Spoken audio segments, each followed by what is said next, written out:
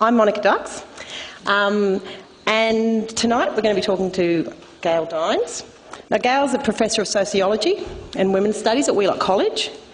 She's the author of 2 previous books, and she's an internationally acclaimed speaker and author, and she's a feminist activist. Gail's work on the medium pornography has appeared in academic journals, magazines, newspapers, and TV across the globe. She's a recipient of the Myers Centre Award for the Study of Human Rights, and she's a founding member of Stop Porn Culture. And tonight we're discussing her latest book, Pornland, How Porn Has Hijacked Our Sexuality. Now, in Pornland, Gail argues that the porn industry has commercialised, distorted and repackaged sexuality for both men and women. She describes how porn has become mainstream in popular culture, and she seeks to explain the increasing brutality of hardcore pornography. And in the process, Gail talks about how porn has infiltrated the US economy. She examines its impact on the sexual and emotional health of both men and women, as well as its ability to perpetuate both sexism and racism. Now, this is a very confronting book. I'm going to get it out of my bag. Here, I've got a visual aid. I've got a different... That's not the Australian. Oh, that's true, you're right. No. Sorry. So we're trying to sell the Australian one tonight. There's the book. Yeah, it's very confronting, and I think more so the descriptions of so-called gonzo porn, an extremely brutal form of pornography, they're explicit and they're very disturbing. And I think it's this explicitness that really creates a lot of the power in Gail's argument. And before we talk about this book tonight, though, I was talking to Gail off stage. I'm sure you all must be thinking this. Gail, are you tired? I said, when I get on the plane tomorrow morning to go back to America, I think I'm going to die when I sit down, because it's been like a whirlwind. It's been amazing. You know, I mean, I came to what I thought was going to be a festival and a few media events, and it's kind of exploded into a firestorm. So, I never want to turn away from media. I've basically done every media request that's come my way.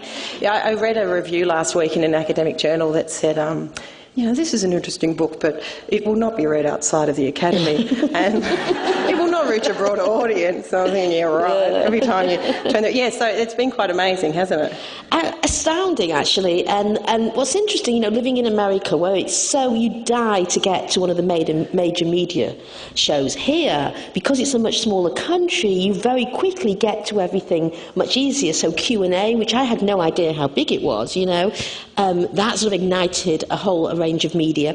So it's been very interesting in a smaller country being able to reach all kinds of places that in America is very, very difficult. Yeah.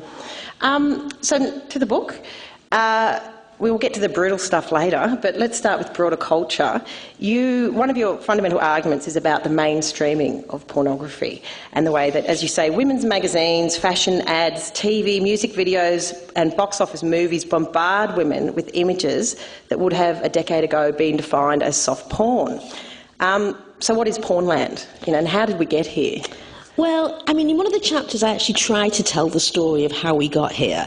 But I think you really have to talk about how the porn industry began, which is 1953, because we often like to think that pornography's always been around, and it's true.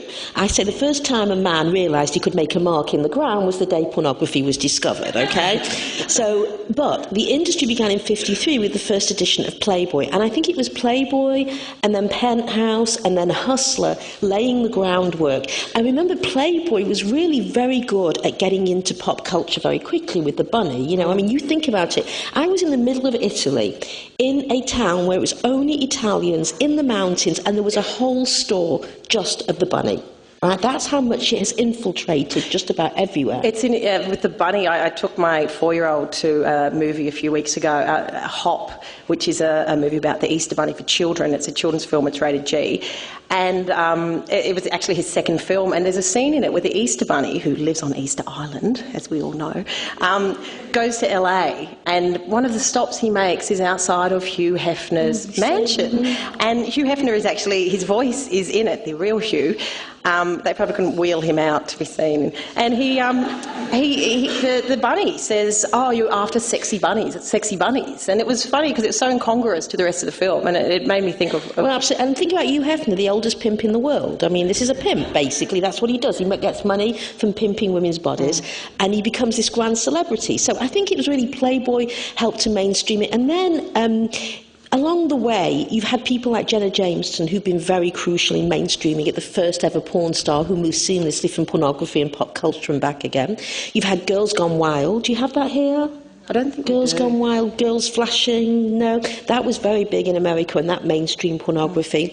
And really, you've had a lot of, I think, men who were brought up on pornography from a young age, and then when they go into the media and start being the creative talent of the media, they take their pornographic mindset. So you can see, I can actually tell when I'm watching a movie or something, just how much the guy who created it is into porn. I remember seeing with that's another one, I'm sorry, what's his name? Quentin Tarantino. When I saw Pulp Fiction, I remember thinking, this guy loves porn. It just absolutely, drenched in porn culture. So I think what you can begin to see how, guys who are sort of using porn all the time, they sort of create in their creative energy in pop culture. And then you've got Britney Spears, who, remember, one of Britney Spears' producers for her video is Gregory Dark, who's also a porn producer. So the creative talents move from pop culture to pornography and back again. I thought it was interesting too, when you go through the history of the way that porn has become so much more ubiquitous, that those three players, the Hugh Hefner, Bob Guccione, Larry Flint. And Larry Flint. And it was interesting because instead of this sense that there was this forward movement, you kind of paint this picture where they were competing in their own little niches, and in the end that really seeped in everywhere, didn't it? Well, I think the competition was crucial, as I talk about, because, from 1953 on, Playboy really ran the roost, so to speak. And then in 1969, in the Chicago Tribune and the New York Times, there was a bunny in the crosshairs of a rifle, and underneath it says, "We're going bunny hunting." And that was the ad for Penthouse. And between 1969 and 1973, Penthouse and Playboy had this kind of war to see who could create the most explicit magazine. And what was really interesting is that Penthouse won the battle but lost the war, because it became so explicit that all the advertisers went back to Playboy.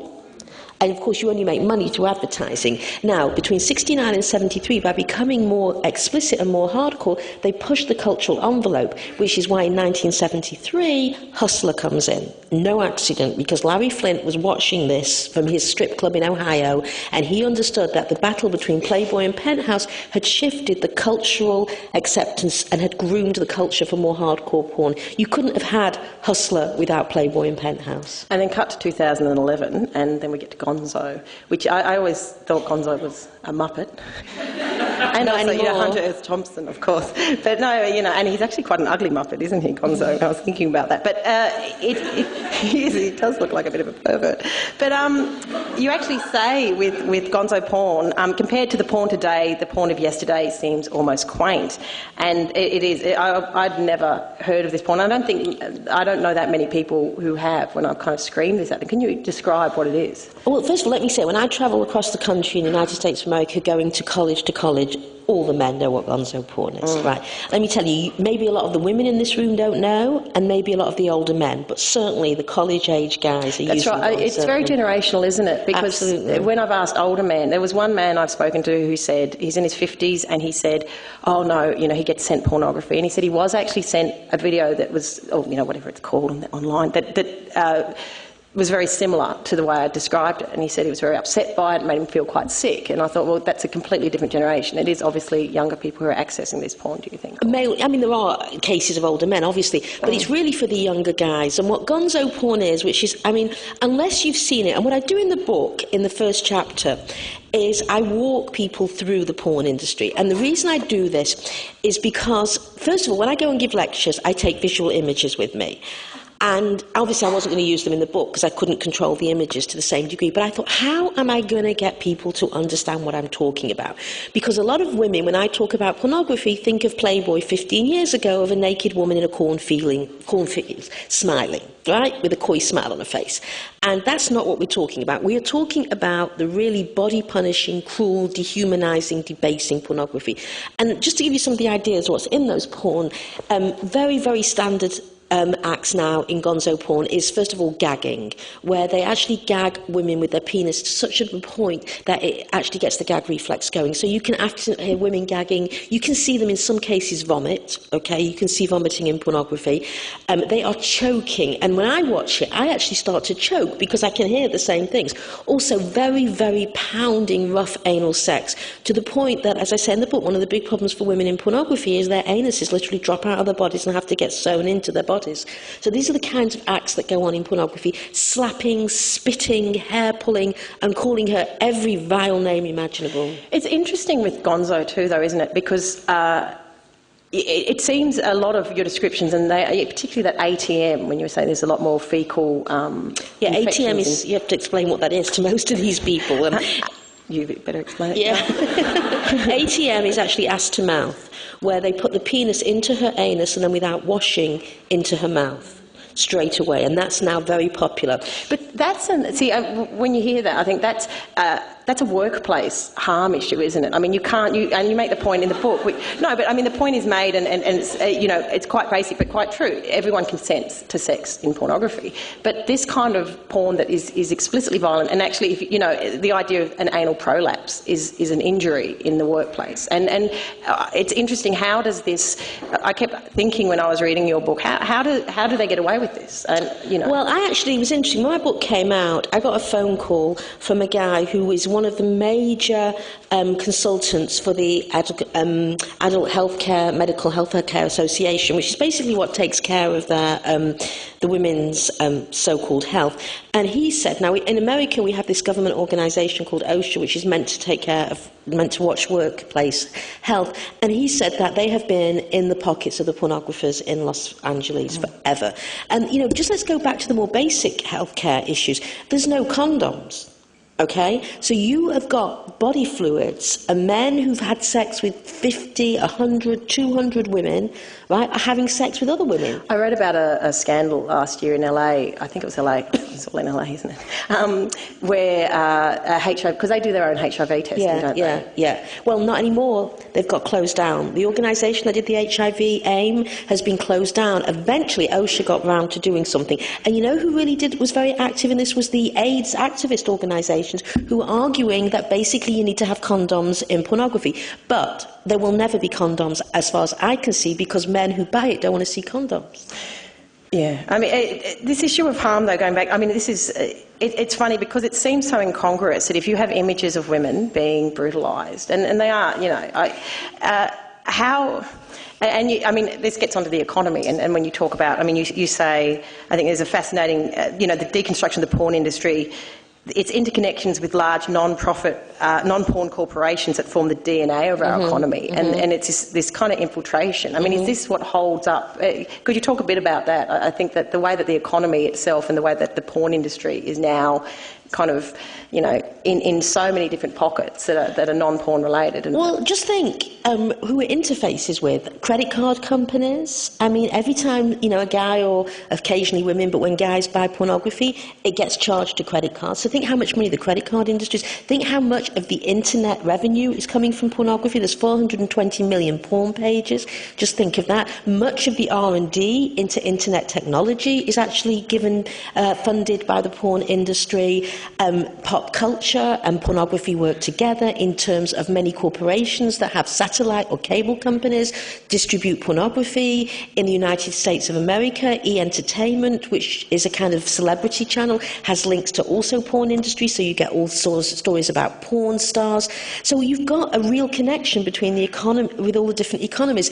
And very importantly as well, you have a connection, as I say, in terms of personnel between pop culture and pornography. The two often move. I don't know if you've heard of Sasha Grey here. Have you heard of Sasha Grey? She's started in pornography. She's been in mainstream movies, and now she's actually given up pornography to try and get into mainstream industry, which again is the first time that's ever really happened. You talk a bit about that too, don't you? The Jenna Jameson kind of phenomena. I mean, I don't know if many Australians would be familiar with her. Do people know who Jenna Jameson is? Who knows who she is? Let's have a look. Just see. Okay, now That's a lot. I don't okay? get out enough, do I? So I do watch the Playboy Mansion show occasionally, though. you do? It's well, so you don't obscene. admit to that. I know who they are. But yeah, I mean, you talk about the way that she's actually... It's interesting that 10 years ago, I think Tracy Lords was one of those. She kind of was crossing over, but this sense that now there's this idea that you can actually be a mainstream, actor, as well as having had a porn past. And it's still new, remember, it's still not absolutely mainstream, but the really important thing about Jenna Jameson, I say in the book, is that she was a recruitment tool for the industry.